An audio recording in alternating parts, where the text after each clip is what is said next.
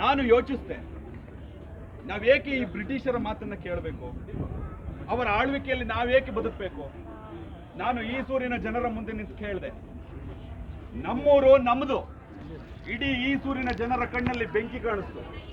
ಹೋರಾಟಕ್ಕಾಗಿ ಒಬ್ಬ ರೈತ ಮುಂದೆ ಬಂದ, ಒಬ್ಬ ಬಾಲಕ ಮುಂದೆ ಬಂದ, ಒಬ್ಬ ಯುವಕ ಮುಂದೆ ಬಂದ. ಆಮೇಲೆ ಇಡೀ ಈ ಸೂರೇ ಎದ್ದು ನಿಂತಿತ್ತು.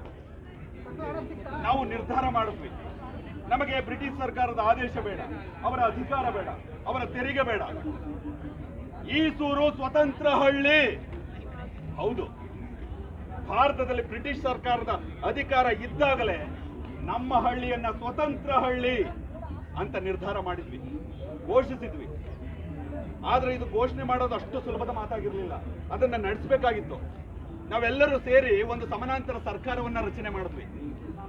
ಪಾಲಕರನ್ನು ಒಳಗೊಂಡು ಯಾರು ಹಳ್ಳಿಯನ್ನ ಕಾವಲು ಕಾಯಬೇಕು, ಯಾರು ಜನರಿಂದ ಸುದ್ದಿಯನ್ನ ತರಬೇಕು, ಯಾರು ಹೊರಗಿನವರ ಚಲನವಲನಗಳನ್ನ ಗಮನಿಸಬೇಕು, ಇದೆಲ್ಲವನ್ನು ನಿರ್ಧಾರ ಮಾಡಿದ್ವಿ. ಈ ವಿಷಯ ಹೇಗೋ ಬ್ರಿಟಿಷರ ಕಿವಿಗೆ ಬಿಟ್ಟೆ. ಅವರಿಗೆ ಕೋಪ ಬಂತು, ಅವಮಾನ ಆಯ್ತು.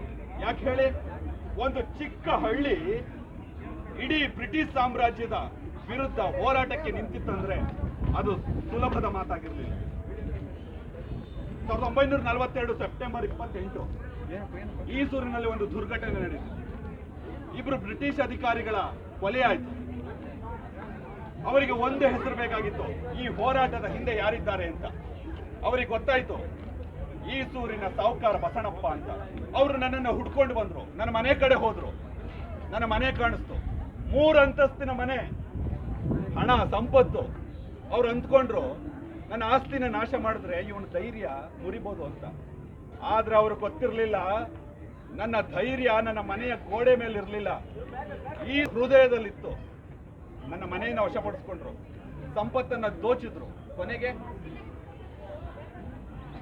ನನ್ನ ಮನೆಗೆ ಬೆಂಕಿ ಇಟ್ರು. 1 ದಿನ ಅಲ್ಲ, 2 ದಿನ ಅಲ್ಲ, ಬರೋಬ್ಬರಿ 1 ವಾರ ನನ್ನ ಮನೆ ಬೆಂಕಿಯಲ್ಲೇ ಮುಳುಗೋಗಿತ್ತು. ನನ್ನ ಕುಟುಂಬ ಸಂಕಷ್ಟಕ್ಕೀಡಾಯಿತು. ನನ್ನ ಕುಟುಂಬದವರೆಲ್ಲ ತಲೆ ಮರೆಸ್ಕೊಂಡ್ರು. ನನ್ನ ಊರಿನ ಜನ ಕಾಡಿಗೆ ಹೋಗಿ ಬಚ್ಚಿಟ್ಕೊಂಡ್ರು. ಈ ಬ್ರಿಟಿಷ್ ಅಧಿಕಾರಿಗಳು ಎಷ್ಟೋ ಜನರನ್ನ ಬಂಧಿಸಿದ್ರು. 5 ಜನರಿಗೆ ಗಲ್ಲಾಯಿತು. ಮಹಿಳೆಯರನ್ನು ಒಳಗೊಂಡು ಸುಮಾರು ಜನರಿಗೆ ಜೀವಾವಧಿ ಶಿಕ್ಷೆ ಆಯಿತು. ಅವರು ನಮ್ಮ ದೇಹಕ್ಕೆ ನೋವು ಮಾಡಬಹುದು, ನಮ್ಮ ಆಸ್ತಿಯನ್ನು ವಶಪಡಿಸ್ಕೋಬಹುದು, ನಮ್ಮ ಮನೆಯನ್ನ ಸುಡಬಹುದು. ಆದ್ರೆ ಈ ಸೂರಿನ ಜನರು ಕಂಡ ಸ್ವಾತಂತ್ರ್ಯದ ಕನಸನ್ನ ಅವರ ಕೈಲಿ ಸುಡೋದಕ್ಕೆ ಸಾಧ್ಯವಾಗಲಿಲ್ಲ. ಈಗ ನಮ್ಮ ಕೈಲಿ ಭಾರತದ ಸಂವಿಧಾನ. ನಾವು ಹೋರಾಟ ಮಾಡಿ ನಿಮಗಾಗಿ ಸ್ವಾತಂತ್ರ್ಯವನ್ನು ತಂದುಕೊಟ್ಟಿದ್ದೇವೆ. ದಯಮಾಡಿ ಭಾರತದ ಸಂವಿಧಾನವನ್ನು ಉಳಿಸಿ, ಸ್ವಾತಂತ್ರ್ಯವನ್ನು ಉಳಿಸ್ಕೊಳ್ಳಿ, ಕಾಪಾಡ್ಕೊಳ್ಳಿ, ಭಾರತವನ್ನು ಕಾಪಾಡಿ.